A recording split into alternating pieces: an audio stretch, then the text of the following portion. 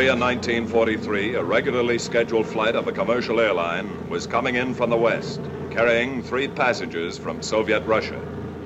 They had left Moscow about 1 week before, had landed at Fairbanks, Alaska, were now on their way to Ottawa, the capital of Canada.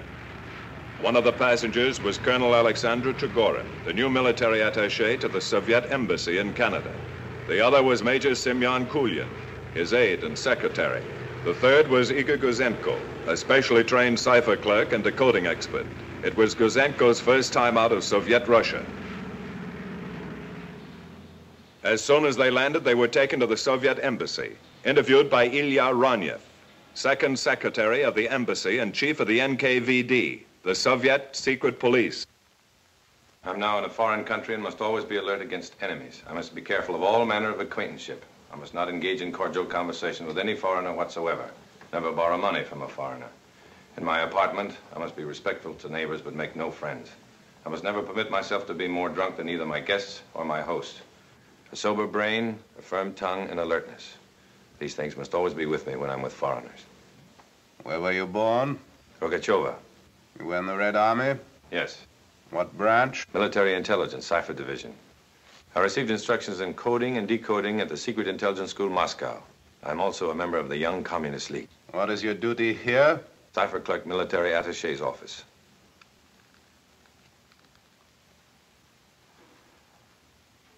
What do you know about this idiot? He was assigned to me by Headquarters Military Intelligence. Before you left Moscow, you were given certain answers to the questions I just asked you. Why didn't you use them? I'm sorry, Comrade Ronyev. I thought with you... You will give those answers to everyone, no matter who. You will think, eat, sleep, breathe those answers until you know no others. Where were you born? In the town of Gorky, Studiony Street. What school? Economics Technical Institute. What's your duty? I'm employed by the military attaché as translator and secretary. Have you ever been a soldier? No, never. That's better. I give only one warning. As a cipher clerk, you're a fountain of information. No one, not even members of the embassy staff, must know who you are and what your work is. No one will know. One more thing. It will be wise never to forget that even on foreign soil, you're a Soviet citizen and soldier. I could never forget that, Comrade Ronyev. We'll see. Bushkin will take you to the cipher section. That's all.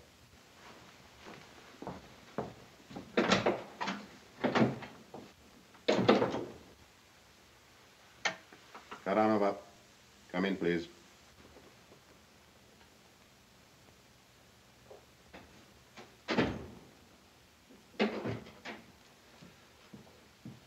My secretary, Nina Karanova, Colonel Trigorin, Major Kulin. An unexpected pleasure. Will you have dinner with me tonight? Karanova.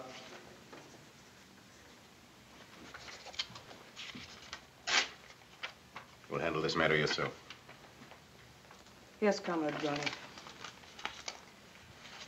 You haven't answered my question.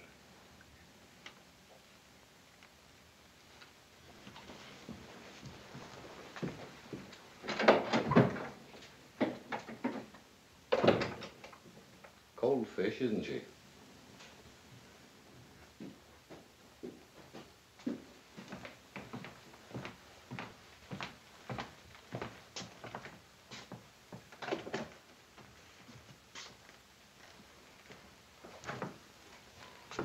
The bell is here.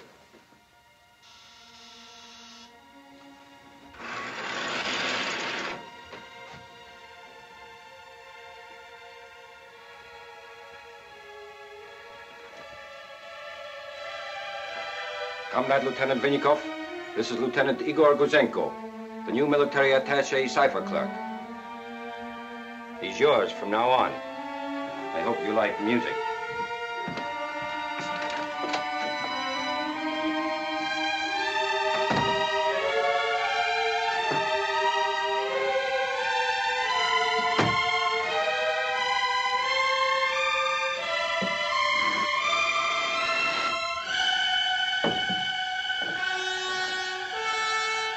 Ronyev's cipher-clerk uses that room.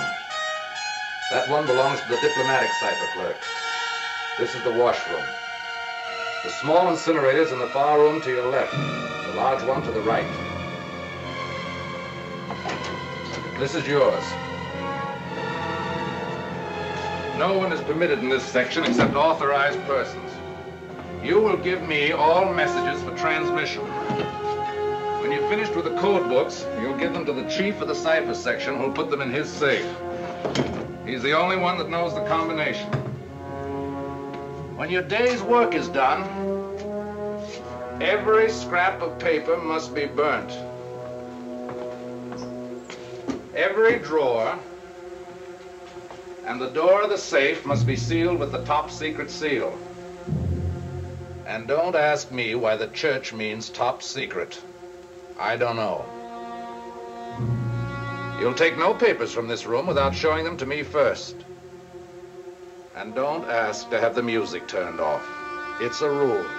The music must always play, so no one can hear what's being said in the other offices. I hate music.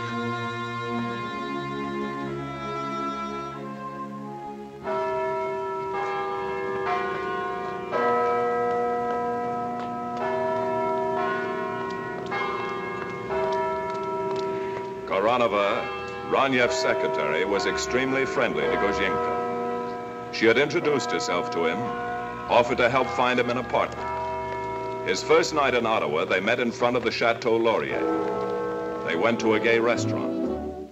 Gouzenko discovered that Canadians were a happy people, who even in wartime seemed to enjoy themselves.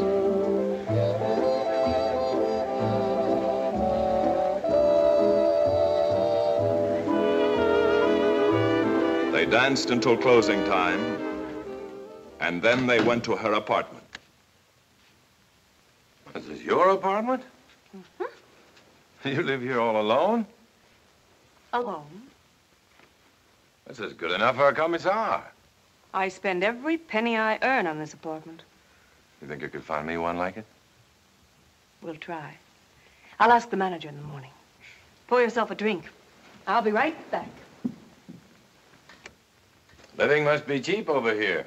It was cheaper in Tokyo. Do you live there? In the Soviet embassy. Berlin, too. Were you a secretary in Berlin? And in Tokyo. I was trained for the diplomatic service. Perhaps we went to the same schools. I went to the Economic Technical Institute. Any others? Did you have a drink? I'll have another. And you? No. No more tonight. Well, you may sit next to me.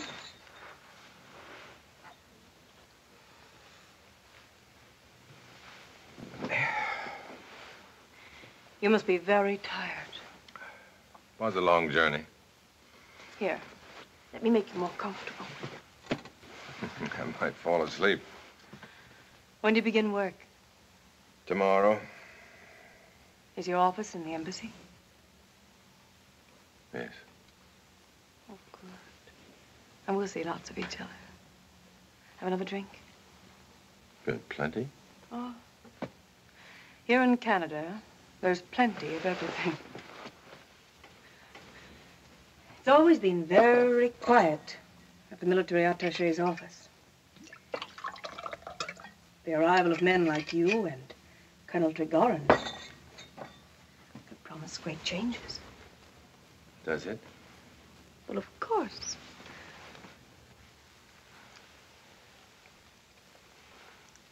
Ah, it's wonderful.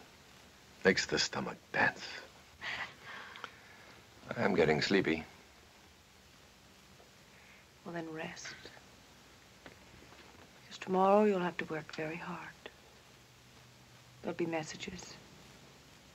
Many secret messages. Isn't that true? I'm a very important person with all kinds of important secrets. Listen, I'll tell you one. My wife is very beautiful.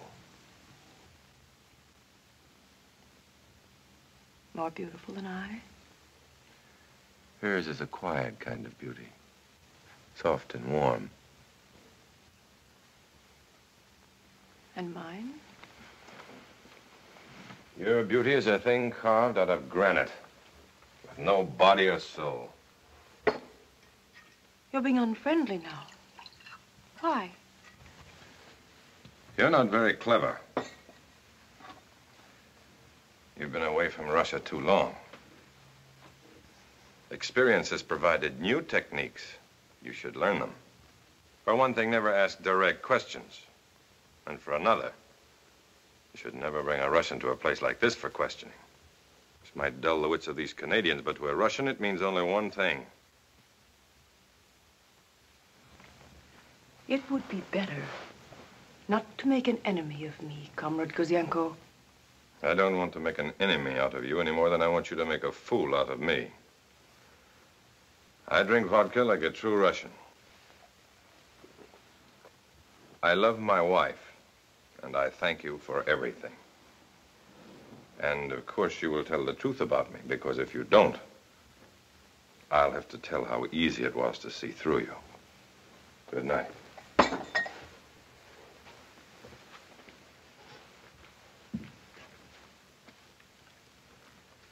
I was born in the town of Gorky on Tierney Street.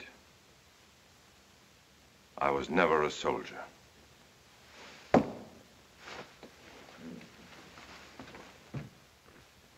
Within a few days, Gouzenko settled down to the job for which he had been so well trained. The very first message he decoded ordered Trigorin and Ranyev to meet someone codenamed Paul. Paul's registration card was in the secret file. Surname, John Grubb, Canadian citizen. Codename, Paul. Detailed material on his biography is available in the center in the Comintern. Get in, gentlemen.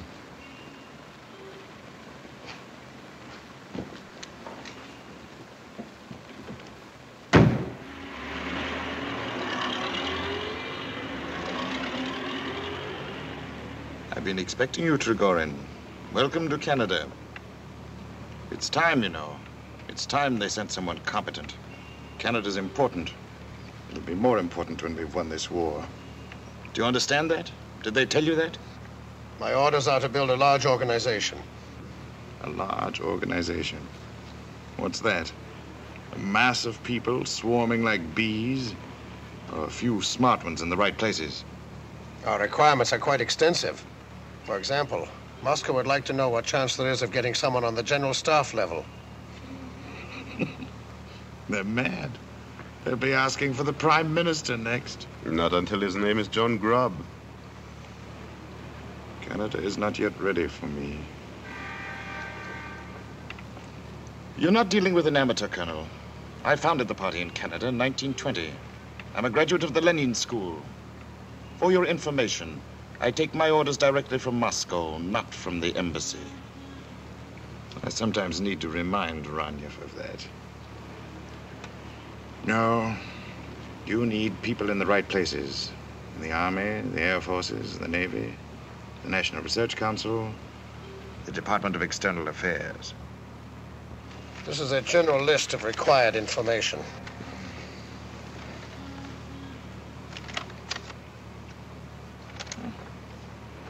Stop here. They're asking for a lot, but they'll get it. Good night, gentlemen.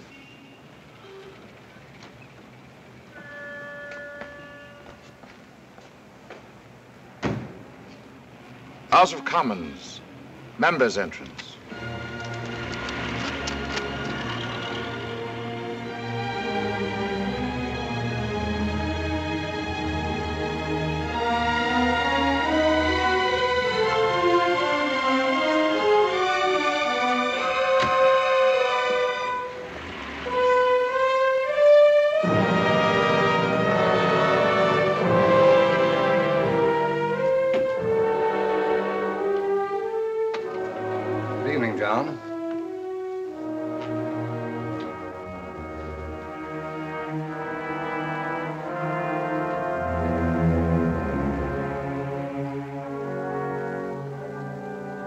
The Associated Friends of Soviet Russia, one of many front organizations, provided a showcase for potential agents.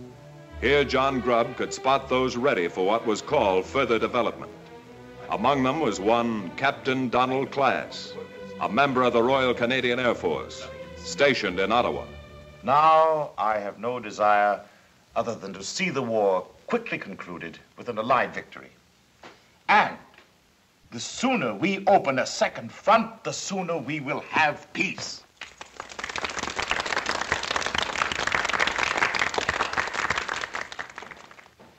Ladies and gentlemen, to our Soviet friends.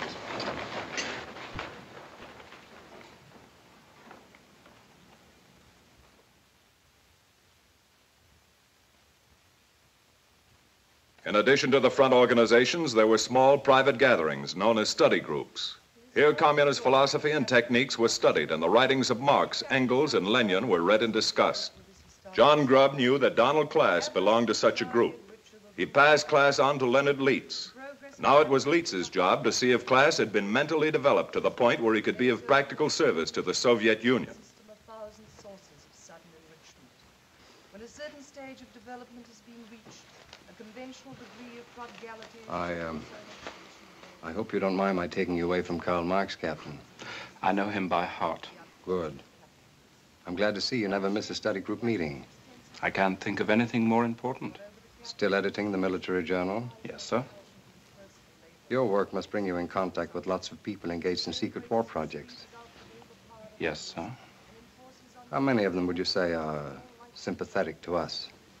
I've met several at various study groups.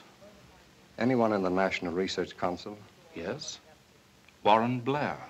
He's in the radio lab. Will Hollis. He's in radar. Sit down, Captain.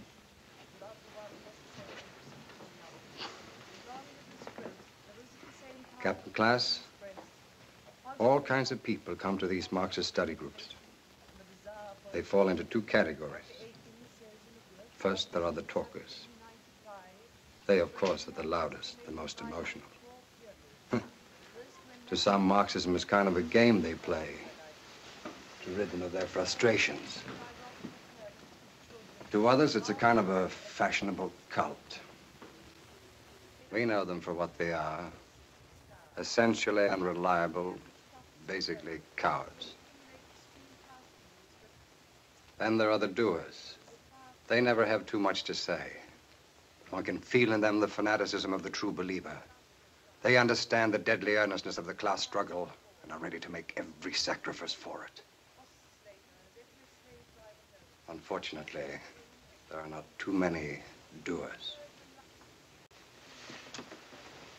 Captain, you can be of service to our party, providing your loyalty is great enough. Let the party try me.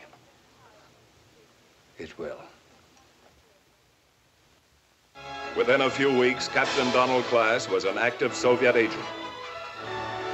Through him, Gouzenko's files were fattened with new registration cards. Foster, Ernst, Leader, the Professor, Prometheus, Eli, Gray, Frida, Gaia, and others. All Canadians, all party members. Now they were able to get all kinds of top-secret information. Helen Tweedy, code name Nellie, employed as a clerk in the Department of External Affairs. Through her, they were able to invade the most secret diplomatic files. In that way, getting at important information other governments were entrusting to Canada. The web kept growing in size and efficiency.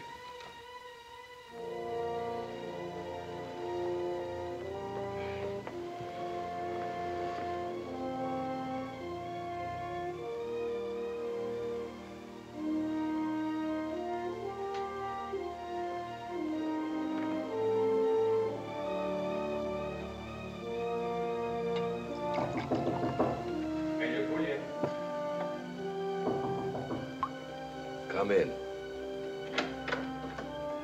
Oh, come in, Gouzenko. Have a drink.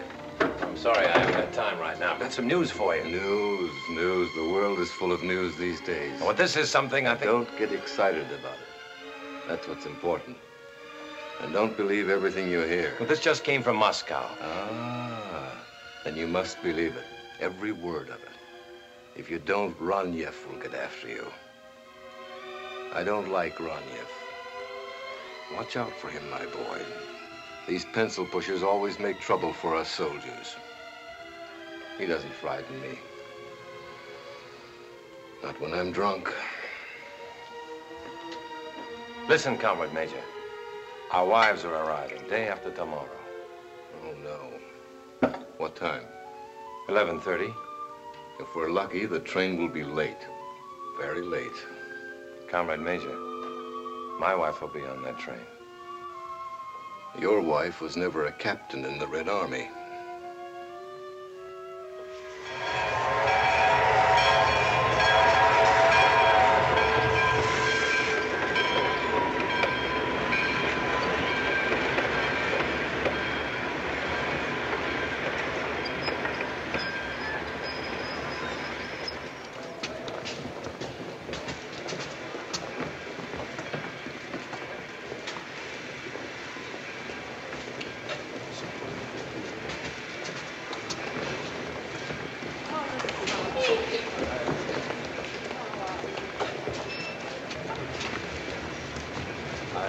Hope you had a pleasant journey.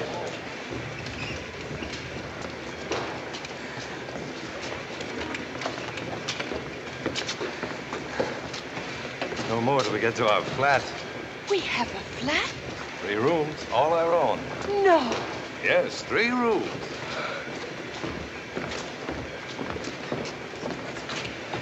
Dr. Norman? Yes. I'm Leonard Leeds, MP from Montreal. How do you do? My old friend, Dr. Fred Vincent, wrote me you were coming here to work with our National Research Council. I took it upon myself to welcome you to Canada. That's very kind of you. And then after San Francisco, we passed through Chicago and New York. The buildings, Igor. I was made dizzy by the sight of them.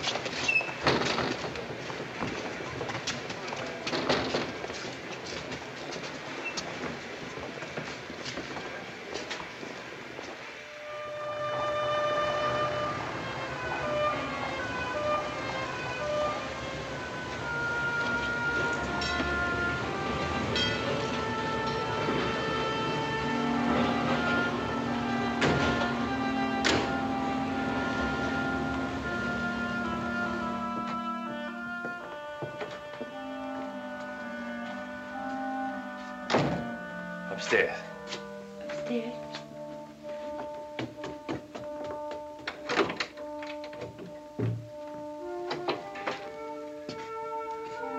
Welcome home, Anna. Igor.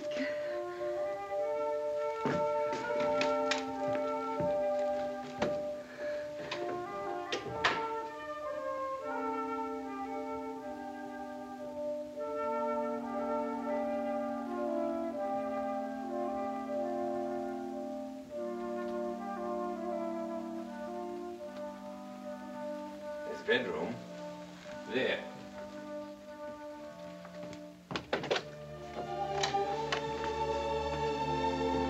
Oh, it's beautiful. I don't know what to say. Don't say anything now. We'll leave lots of time. But I can't wait. I've got to tell you something. I've been waiting weeks to tell you. Something wrong? Oh, no. Very wonderful. I'm going to have a baby. Anna. The months passed quickly for the Gouzenkos. It was spring. Whenever he had time away from the embassy, they would go for long walks, exploring what to them was a strange, sometimes disturbing, sometimes puzzling world.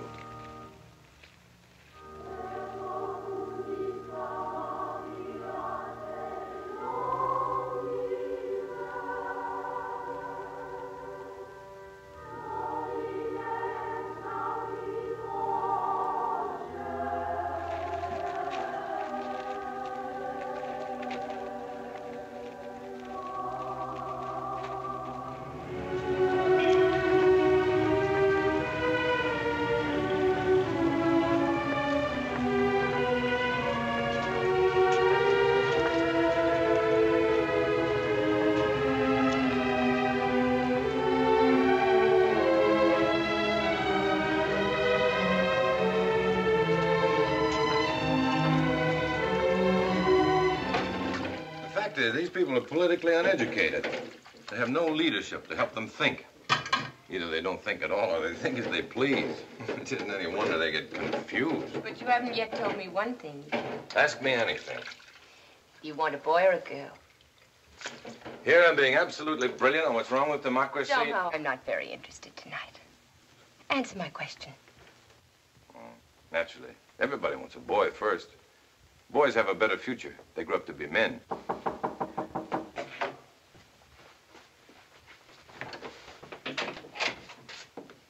Good evening. Oh. No, please don't get up. I just stopped by for a moment to ask you to try a piece of this apple pie. Oh, I had such luck with it. It turned out simply delicious. Oh, that's very kind of you. Oh, not at all. It was too much for Albert and me, anyhow. I've seen you often enough before, but we've never met. Oh, I'm sorry. Igor, this is Mrs. Foster, our neighbor. How'd you do?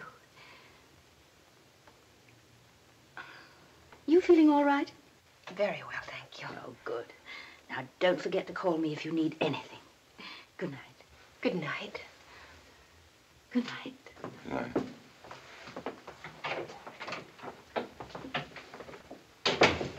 Anna. I can't help it if she wants to be friendly. I'm here all day alone. Anna, you've been told time and time again. We must not fraternize with Canadians. But this is so complete. We won't talk about it anymore. We'll do as we're told. You'll keep that woman out of this house from now on. I'm sorry, dear. But we must be very careful. You know that. I'm old at being careful.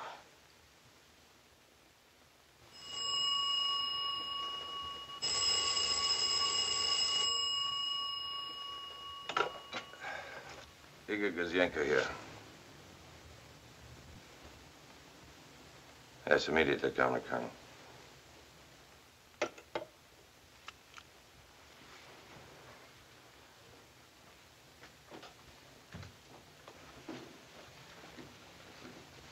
That was Trigorin. He wants me down at the embassy right away. Something urgent has come up, he said. Couldn't it wait until morning? Of course. But it's like the army. You hurry here so you can wait longer there. It's snowing out. Put a scarf around your neck. I'll get a taxi. If I can. Worries me, Anna. Leaving you here all alone. I'll be all right. Are you sure of that? Of course. The doctor said it would be at least a week more. Doctors are sometimes wrong. Stop worrying, Igor. I feel very well. Get your work done and hurry home. I'll keep the bed warm for you. I'll hurry.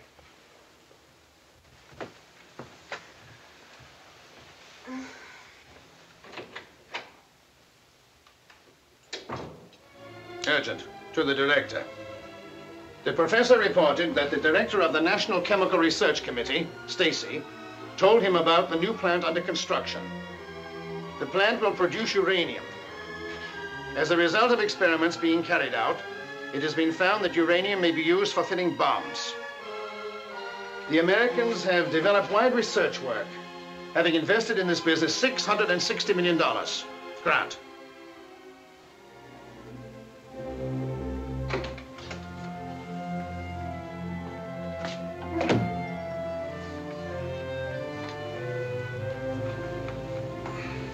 Goes to Moscow right away. It's urgent. Everything's always urgent. Especially getting back to bed.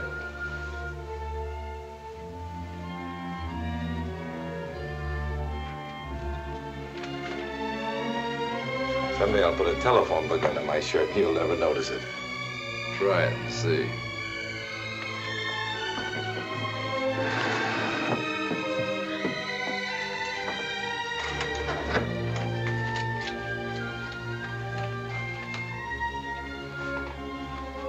Oh, wait a minute. There's a message for you. It came about an hour ago, but I had orders not to disturb you. Your wife's at St. Vincent Hospital. She's given birth to a 7-pound, 6-ounce boy. Both are doing well. A boy!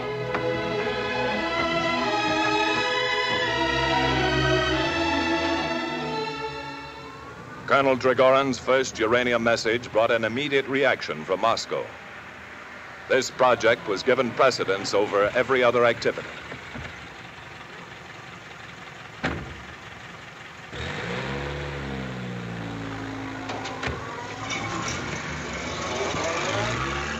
You know a scientist codenamed Alec? Alec? Yes. We met him when he arrived from England some months ago. He's considered a very brilliant scientist. Good. This just arrived from Moscow. Read it. Alec is a very valuable source, and therefore conduct this operation with as great caution as possible. He is a corporate. I consider it best to establish contact through Paul, director. He may be politically confused. He may need re-educating. We can't afford to waste time. The director has given the uranium project top priority. I'll take care of it myself. What's his code greeting? Best regards from Michael.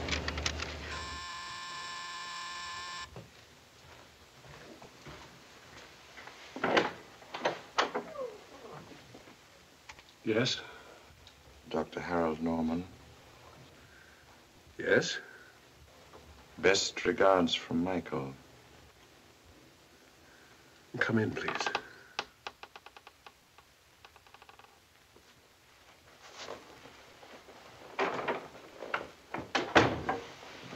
Who are you? I am Paul. And you are Alec.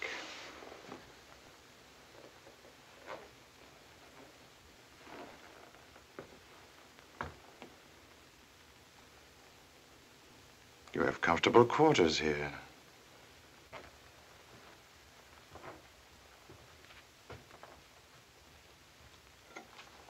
You can't look at those papers. They're top secret. I wouldn't know what they meant if I looked at them all night. But you do. That's why I'm here. There's nothing I can tell you. You're working in the laboratory of the National Research Council. Yes. You're part of the Atomic Energy Project. What of it? You have a nice phonograph.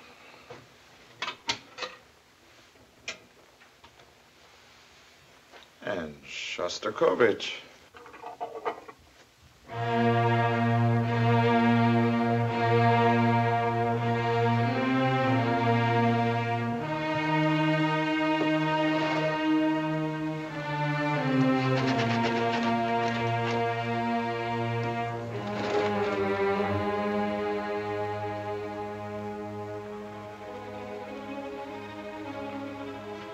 Sit down, Doctor. Sit down. Let's be comfortable while we listen.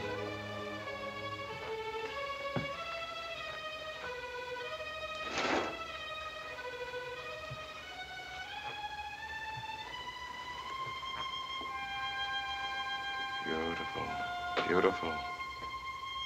The first flowering of a true proletarian culture. Or have you gone over to the capitalist enemy? We're allies now. Russia, England, the United States. It's a people's war against the fascists. Don't be blinded by this alliance.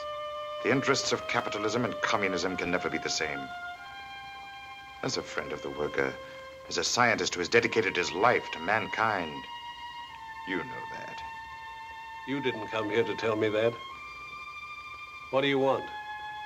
Detailed notes on everything having to do with the atomic project. Samples of uranium. Impossible. We're too closely watched. This is the most secret project in history.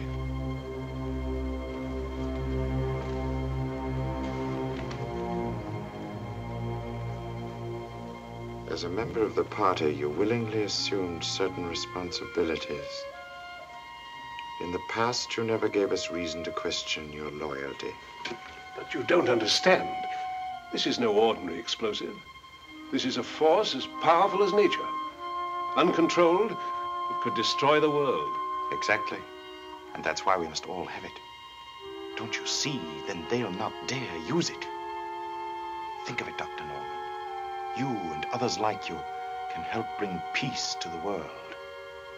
Peace and a chance for decent people to build a new, free world. You can't refuse, Dr. Norman. It will be your contribution to the safety of mankind. The safety of mankind.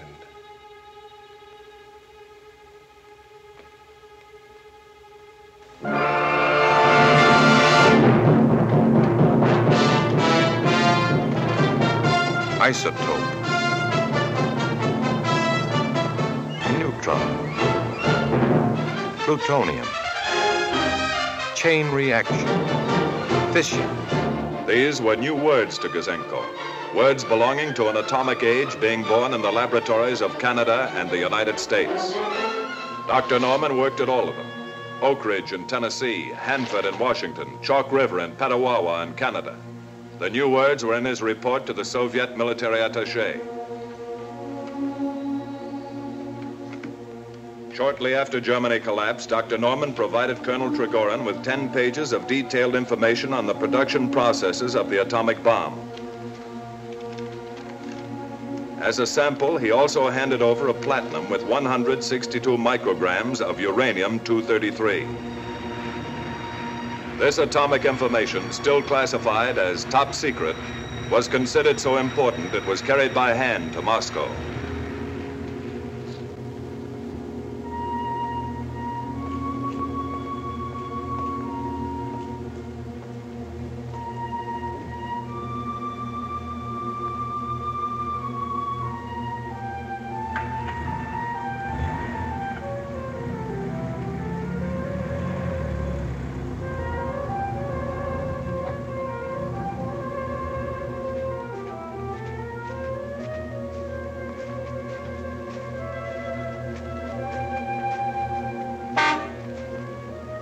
Jump in, Doctor.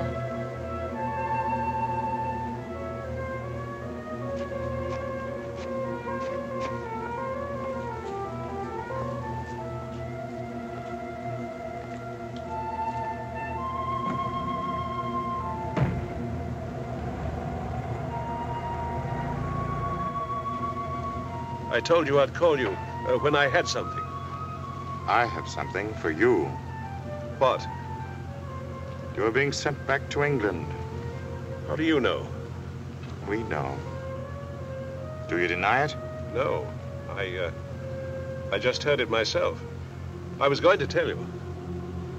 In a few days, you will receive further instructions about contacting one of our men in London.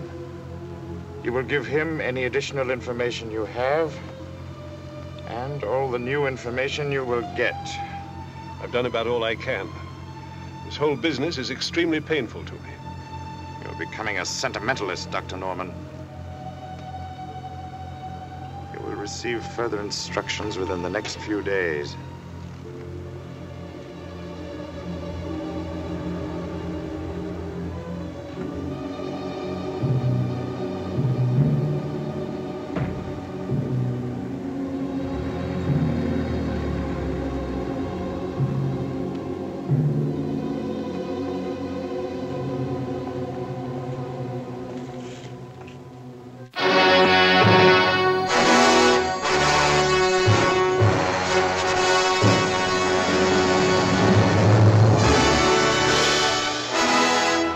Finally, it was over.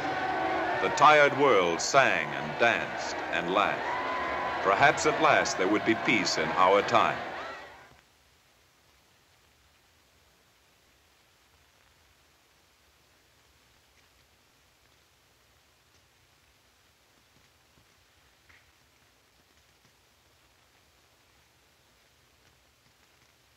There must be no misconception about our relations with our former capitalist allies.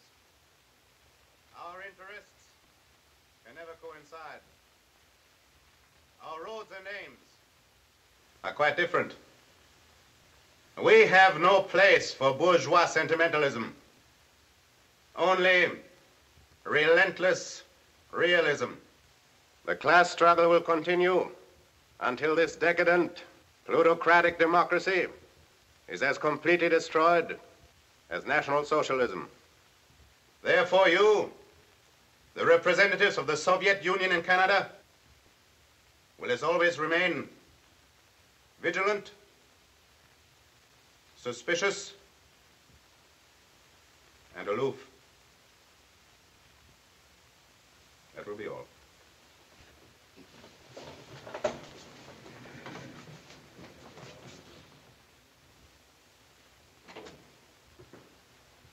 Hello. Did you have a nice time? Oh, yes, thank you. Was Andre all right? Not a peep out of him. That's a wonderful boy you have there, Mr. Gouzenko, a real little gentleman. Thank you. Is there something wrong, Mr. Gouzenko? Oh, no. That is, my husband isn't feeling very well. Oh. Well, if it's his stomach, I've got the most... Oh, no, thank you. He'll be all right if I get him to bed right away. In that case, I'll run along this very minute. You were very kind to sit up with Andre. Oh, not at all. I might just as well sit here as in my own apartment. Are you sure that I can't do anything? If it's a headache... Thank you. Nothing. Good night. Oh, very well. I hope you feel better. Good night.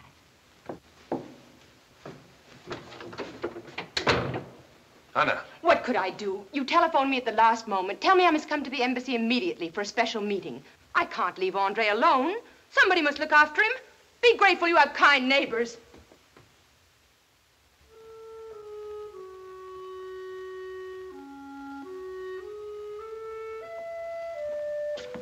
Anna,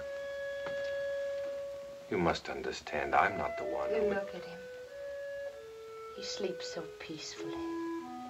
Yeah. I'm sorry if I shouted at you, but... Poor little fellow. It would be a pity to have him grow up thinking the world is his enemy. By then, everything will be better. Are you sure, Igor? Are you sure? Anna. I listened to Roniev tonight. And suddenly I was sick inside myself. These people are not our enemies. They are our friends. It is we who are acting like enemies. Anna, you must not say these things to me. I can't help it. I'm afraid. For him. For you. For me. Before I came here, I believed everything. Now I can't even understand. We're simple people, Anna. We can't understand everything. We must have faith in our leaders. We must understand, Igor. We must. For his sake. If I've learned anything here, Igor, I've learned that no human being should ever be forced to live in fear. Igor. No more, Anna. You must not talk like that anymore. I won't listen to you.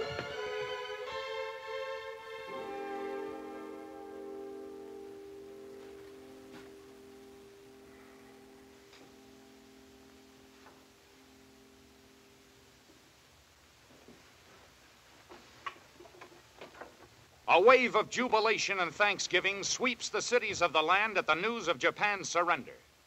San Francisco has gone absolutely wild. Market Street is jam-packed with countless thousands of men and women celebrating the end of the war. Thousands of servicemen waiting to be shipped to the Pacific, many of them veterans of the war in Europe, know their shooting days are done. And are they tearing the town apart? And who can blame them, because peace. Isn't it wonderful? To Grant, take measures to organize acquisition of additional documentary materials on the atomic bomb. Present information incomplete. We must have in detail the technical process, drawings, calculations. Director, there is no questioning the urgency of the order. We're doing what we can. It's not enough. You will contact every agent and alert them for atomic information. That's all. Gouzenko will remain.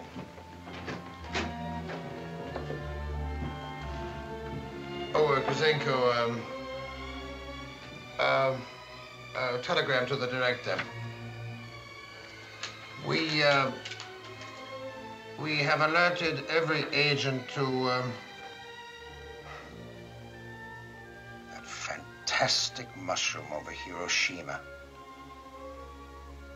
I saw the newsreel pictures. I can't get them out of my mind. A beautiful poisonous mushroom. What a weapon. I wish I knew more about it. One little bomb that makes a desert on which nothing can live. What more need you know? Sometimes I think you're a great fool, Kulin. Gouzenko, do you think I'm a great fool? Don't look at him, look at me. Consider me carefully. I've got blood on both hands and I sleep with dead faces on my eyeballs.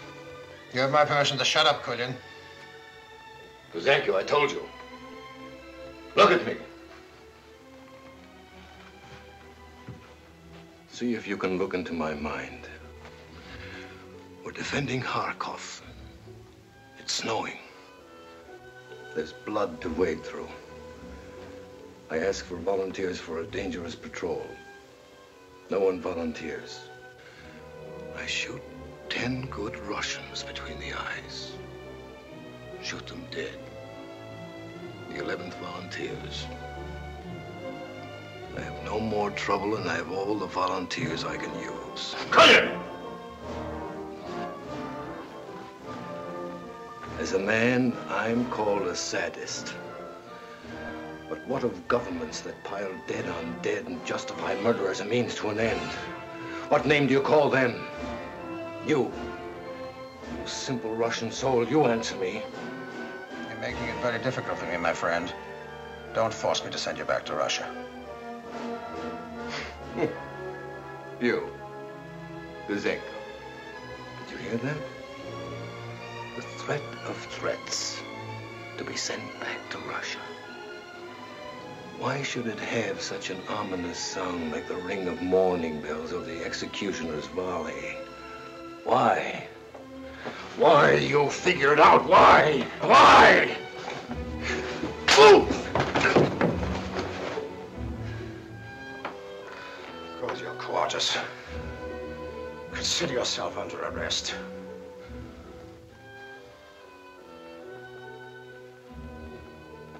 Yes.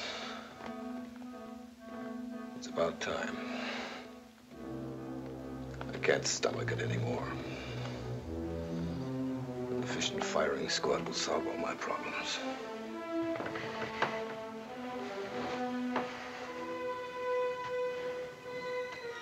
Takes too long to drink oneself to death. Too long.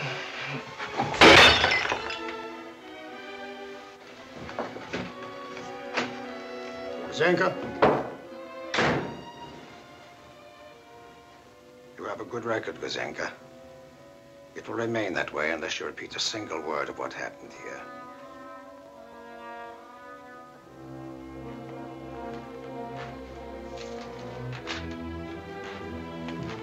File this.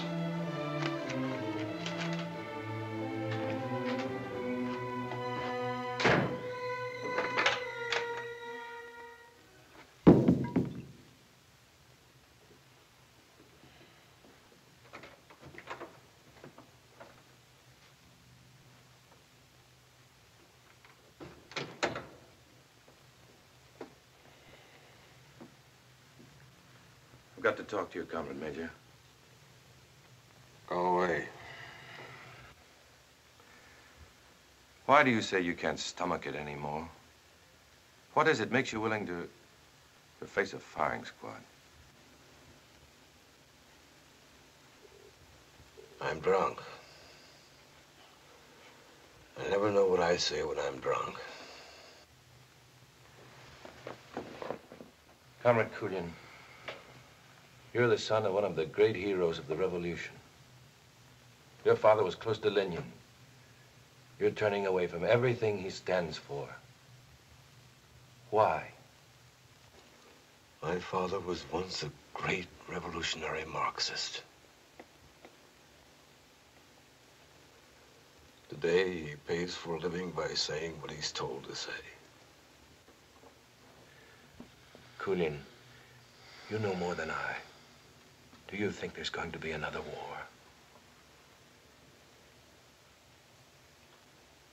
War is part of the process leading towards a general upheaval throughout the world that will result in the establishment of world communism. There mustn't be another war. Never again. Listen, Coolin, there must be another way. Tell me the truth. Truth? What's that? I used to know when I was a very little boy. You don't know. You will never know. You were born too late.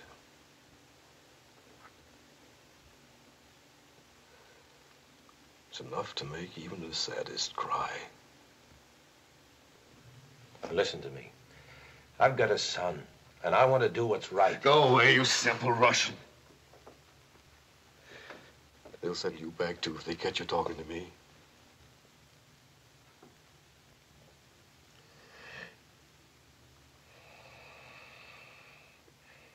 Go away.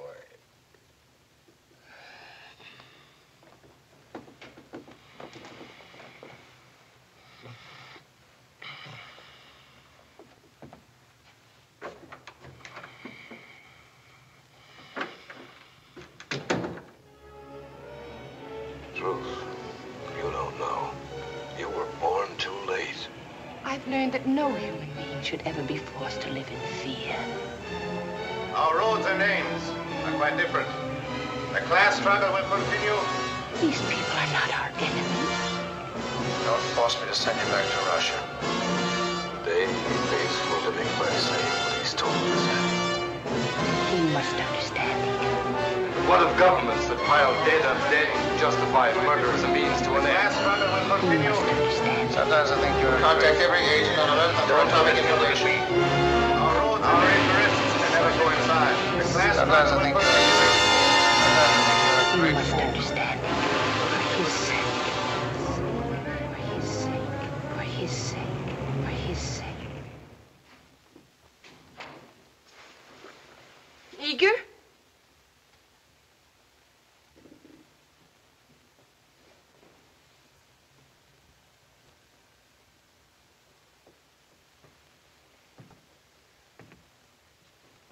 What's wrong?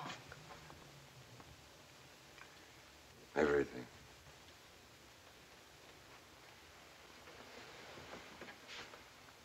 I was just talking to Coolin. Sending him home, remember? That was bound to happen. He drinks too much. Drinks to forget. Forget what? Himself. His father. Once Coolin had great respect for his father. Now he has only contempt. He's sick. Sick with disappointment. That's a terrible thing for a father to do to his son. I mustn't do that to Andre. I must think now for him, too. I must tell him what kind of world I want him to live in. What kind of man I want him to be. Someday I'll have to answer to him. I want to be able to face him without being afraid or ashamed. Maybe I'm wrong. But from what I've seen and learned, I've decided there's only one thing for us to do. Anna, we'll not go back to Russia.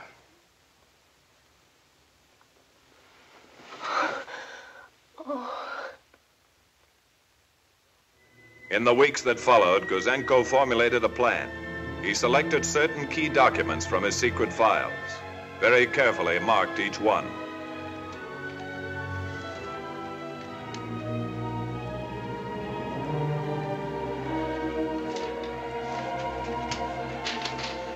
The colonel wants to see you in his office immediately.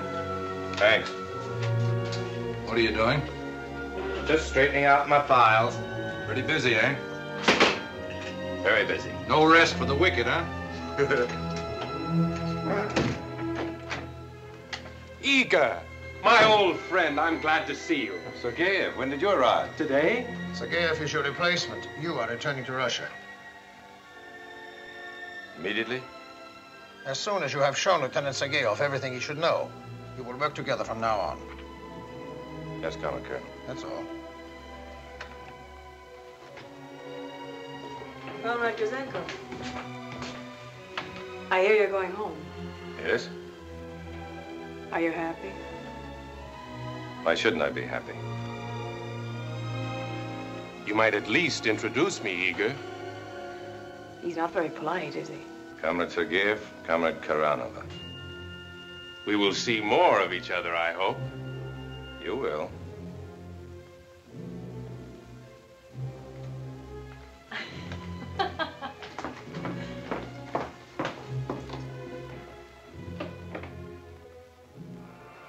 Gouzenko realized that from now on, his replacement, Sergeyev, would be continually at his side. To complete his plan, he needed to take immediate action. That same night, he returned to the embassy.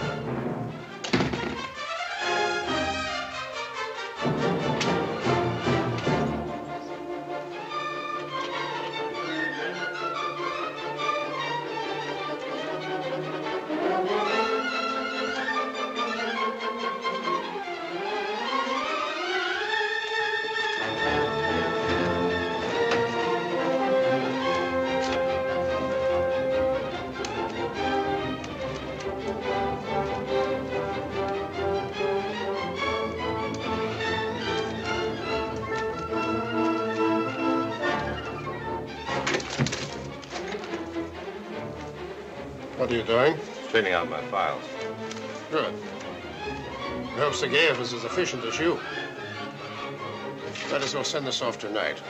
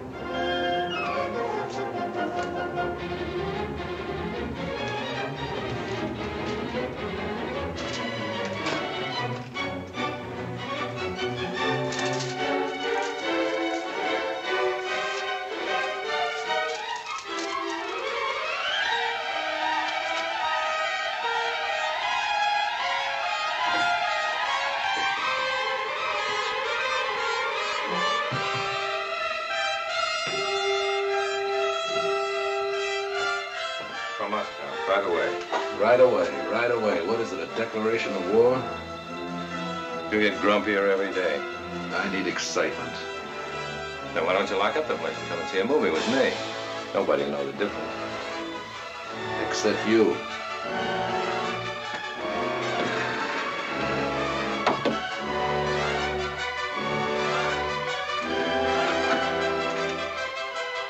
Go along now before I report you for trying to make me neglect my duty.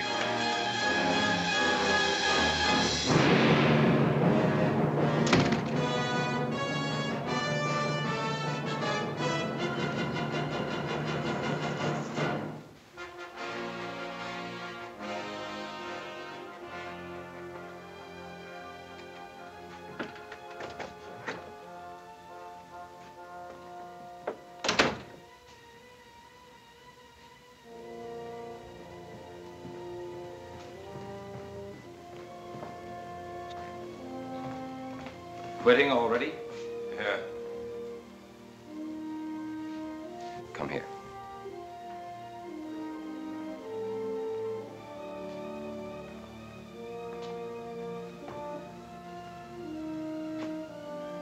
What do you want?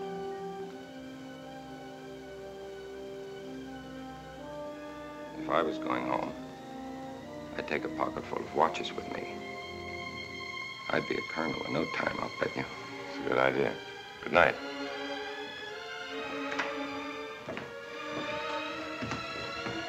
Gouzenko. Well, Gouzenko, all packed and ready to go? Yes, Comrade Ranyev. Good. I'll see you before you leave.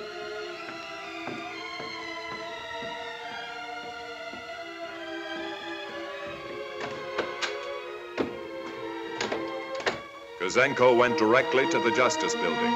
Convinced that the information he carried must go to the highest level of government, he was determined to see no one less than the Minister of Justice.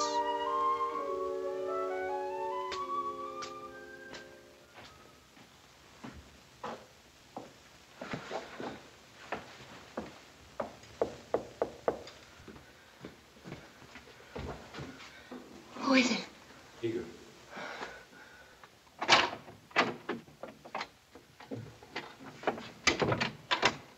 I went to the Justice Department. There was nobody there but a sentry. I couldn't tell him anything. How could I trust him? They'll be searching for you at 12 tomorrow. I know. I'll go back to the Justice Department first thing in the morning. You and Andre will come with me. I won't leave you here alone. We'll come.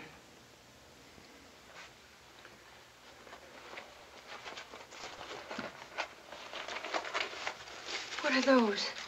Diaries. Cables to and from Moscow. Agents' reports on the atomic bomb. High explosives, radar, false passports. Even notes on a secret meeting between Roosevelt and Churchill in Canada. 100 documents. The whole story in the agents' own handwriting, what they've been doing in Canada. They'll surely kill you when they find out.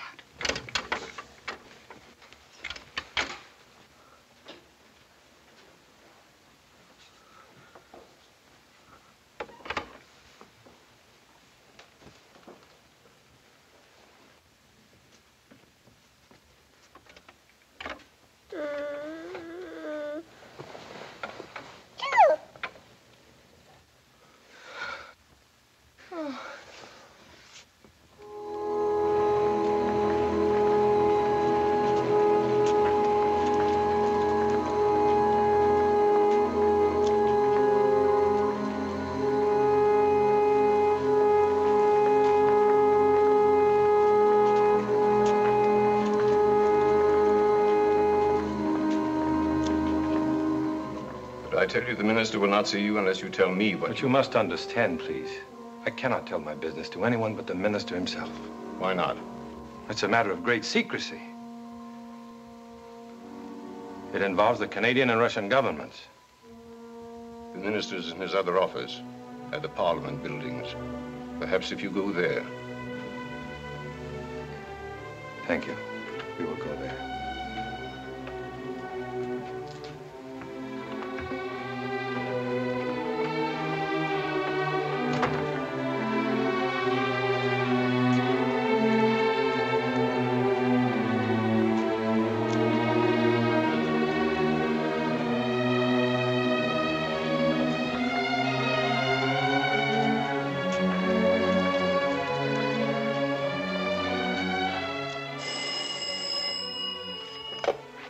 So go in here.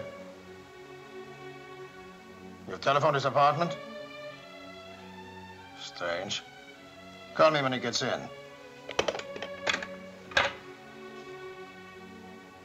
Hello, Ranyev? Gouzenko is late for work. And it's after 2. Please, we've been waiting for 2 hours. Time is important. I'm terribly sorry, but the minister is running way behind with his appointments. If you can come by tomorrow, we may be able to fit you in somewhere.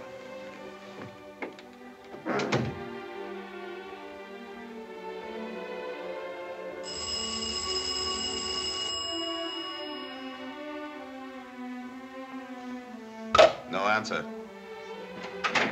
I'm afraid there are documents missing from the files. What kind? We are checking now.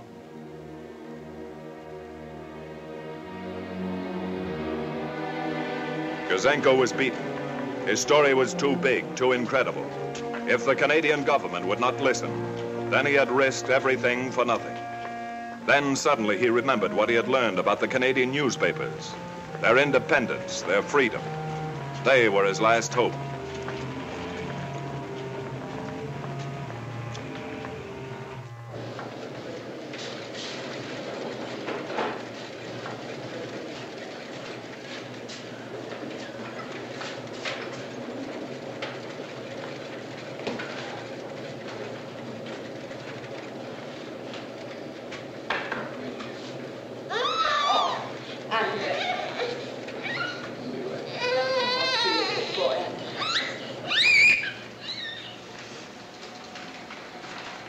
Excuse me, please. Could you tell me where to find the editor? He's out. It's very important.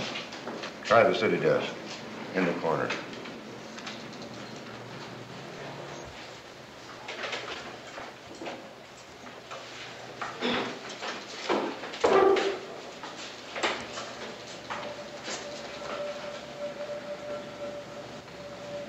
I have some very important information for you. Sit down. No, thank you. I'm from the Russian embassy. I have some papers here that will prove. Well, go ahead. I can listen to you at the same time. Some papers that will prove that Soviet Russia is operating a spy system in Canada. Go ahead.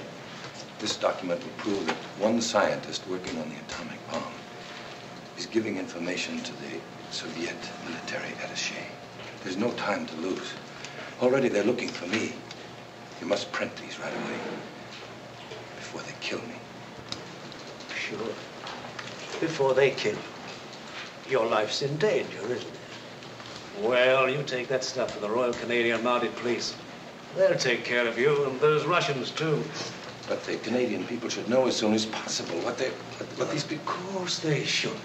But there's nothing I can do with this. You must do something. It's for the safety of your country. Have you been to the Justice Department? Yes. They wouldn't see me. Sorry. The government won't touch it. I guess it's too big for us to... Excuse me.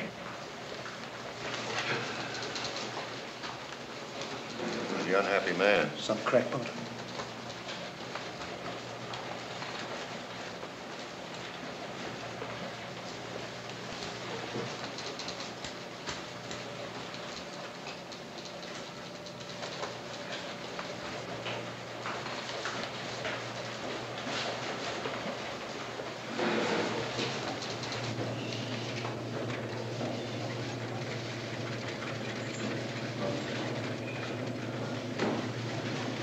What happened? They acted as if I were crazy. They must believe me. They must. What are we going to do now? Go home and pack.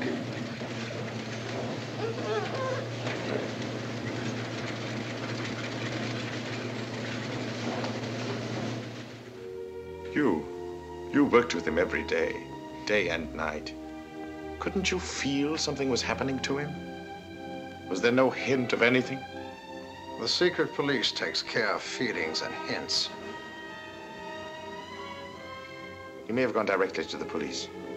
If he has, we'll demand that he be turned over to the embassy immediately as a deserter. He will say he stole embassy funds. And we will be in the newspapers, we will be investigated, we will be arrested. Friends we have developed will be frightened away. Organizations that we have built will collapse. And the work of many years, my work, will be completely wasted. We have checked every hotel. We're watching the railroad station, bus stations, the airport, the main highways. There's no possible way for Gouzenko and his family to leave Ottawa without being seen. What about his apartment? He wouldn't dare go back there. Where else could he go? He can't walk the streets of Ottawa all day and all night with a wife and an infant. He would eventually go home, realizing you're too stupid to believe he'd dare go there. We'll go to his apartment.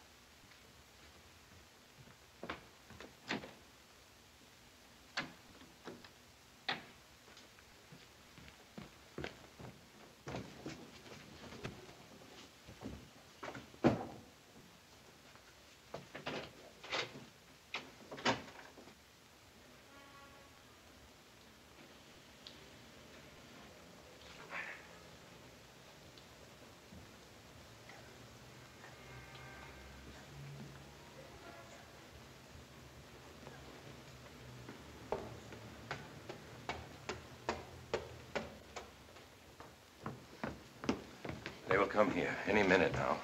I must take Andre someplace where you'll be safe. A hotel, some other city. You will come also. I must be here when they come. But they'll kill you. Anna, it's you and Andre I'm doing this for. Please don't make it worthless. You will pack now, Anna. Take this. I'll get you more. Go to the Royal Hotel. Wait for me there. If I'm not there within... Gouzenko.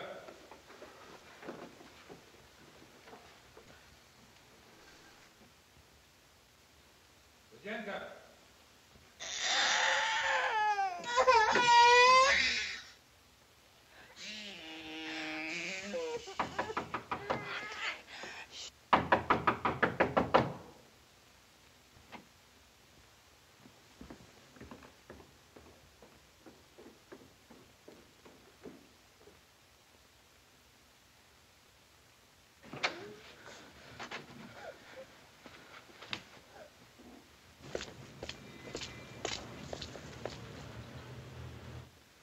Vinyakov. Has he gone? No. Anna, we won't be able to leave now. Come with me. Hurry.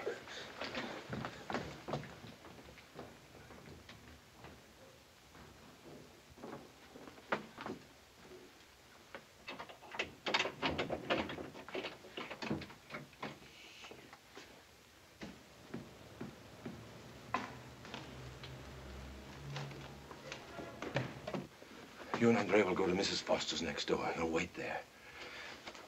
If anything should happen to me, turn these over to the police. Tell them the whole story. I won't go without you. Anna, please. There's no time. Come on. What are you going to do? Please hurry. There's no time to talk. Come on. Hurry.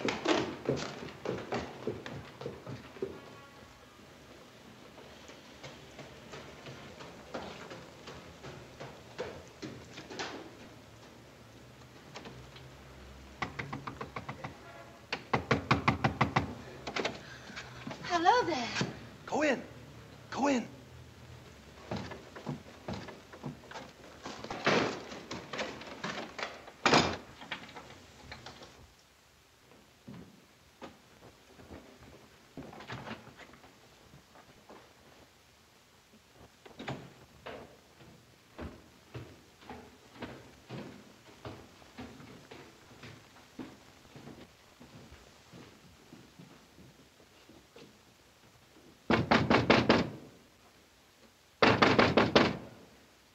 Gouzenko! Gouzenko! You know you're there. Let us in.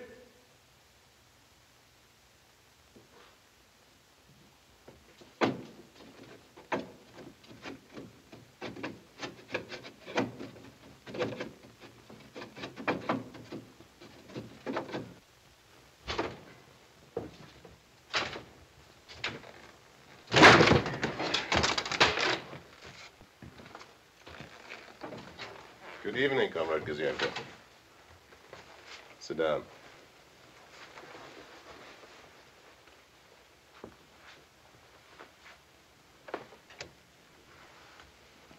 We were worried about you, Gouzenko.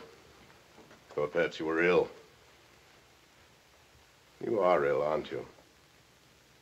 You must be. We've been working too hard. Bit of nervous breakdown. Your mind is temporarily affected, isn't it? Maybe you lost your tongue, too? We will help you to find it if we must.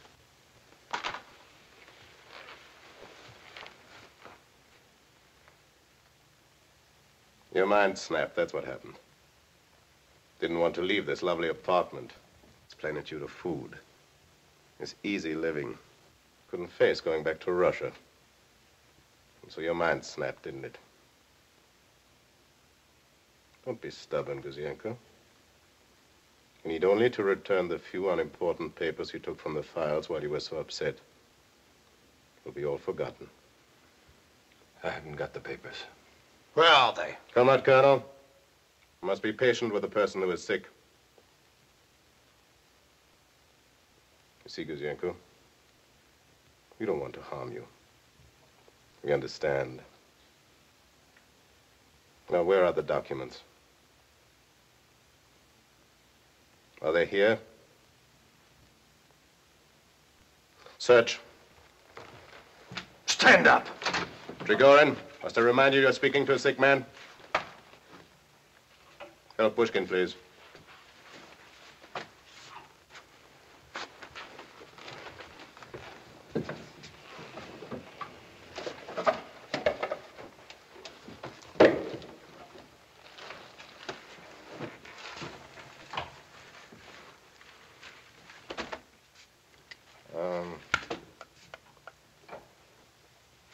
Where's your wife and son?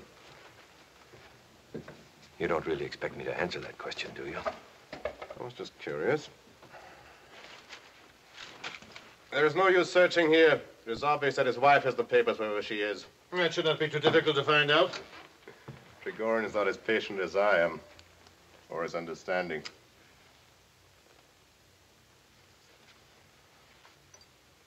Perhaps it would be better if we all go to the embassy. I'm not going to the embassy, Ranyev. I'm not going anywhere outside this house. Alive. You are sick, aren't you? Sick, maybe. Sick like Major Kulin was sick.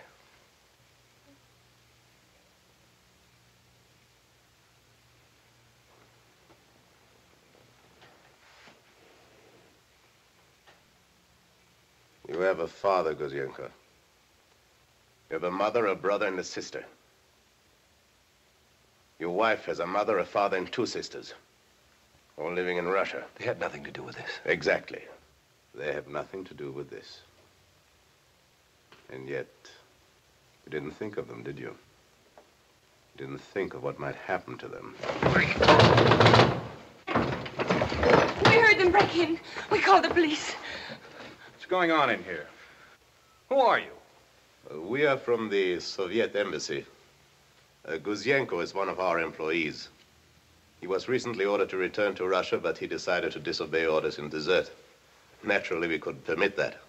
We came here to reason with him.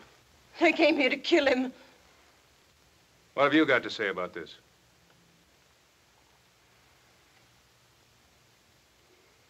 What's happened to you? Why don't you speak? Anna, go get the documents.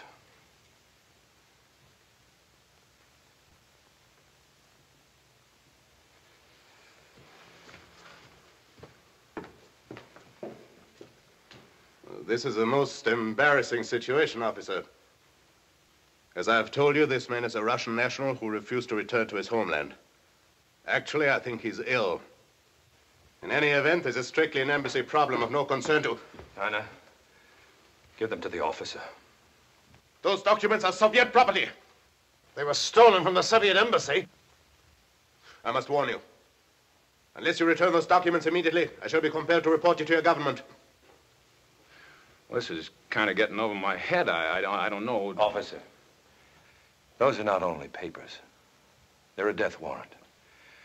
When I gave them to you, I sentenced myself and my family and my wife's family to execution. We must all die sooner or later, so it doesn't really matter. It's how we die and why we die that's important.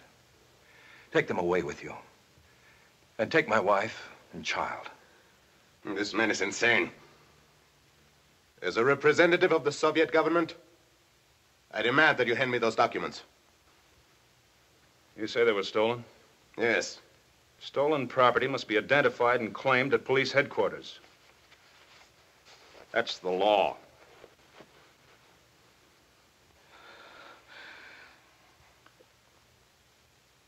You will hear from my government. You will go now. You must not let them go. They'll come back. They'll never rest. Anna, please be quiet. We have nothing more to say. We'll put you under protective custody until the government looks into these things. Come along. Oh, Igor. They're going to listen to you. They're going to listen to you. If you run out, you admit guilt. That puts the whole party on the spot. You've got to fight this thing from the floor of Commons. Use every parliamentary trick you know. You've got to stir up the front organizations, the sympathetic newspapers and periodicals. Start them howling about forgeries, about witch hunts, about violations of democratic rights. That's fine. What if they send me to prison? You'll be a martyr. And by the time you get out, you'll be a hero. And will you be a hero along with me?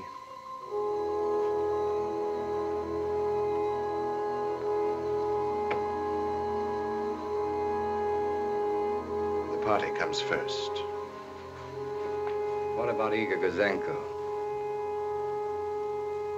If he goes unpunished, others might do the same.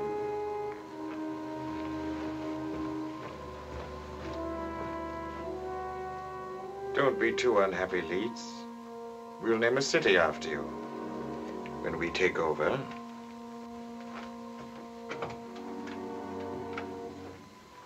Moscow. Urgent. The following members of the staff of the Soviet Embassy in Ottawa, Canada, will return without delay to Moscow. Comrade Nina Karanova. Comrade Lieutenant Pyotr Sergeyev. Comrade Colonel Alexander Trigorin. Comrade Ilya Granev.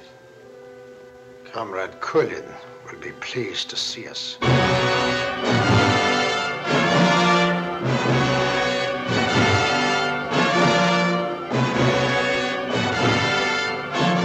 Leonard Leeds, found guilty, sentenced to 6 years.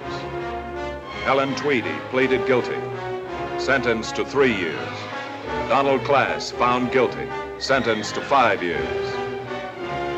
Dr. Harold Preston Norman, pleaded guilty, sentenced to 10 years. William W. Hollis, found guilty, sentenced to 4 years. Of the 18 arrested, 2 pleaded guilty, and 8 were convicted. Today, Igor Gouzenko and his family live somewhere in Canada. By special act, a grateful country has granted them all manners and liberties, franchises and privileges of our Dominion of Canada, and may use and enjoy same freely, quietly, and peaceably as British subjects. But they cannot enjoy these rights. Their lives in danger, they live in hiding under the constant protection of the Royal Canadian Mounted Police. Yet they have not lost faith in the future. They know that ultimate security for themselves and their children lies in the survival of the democratic way of life.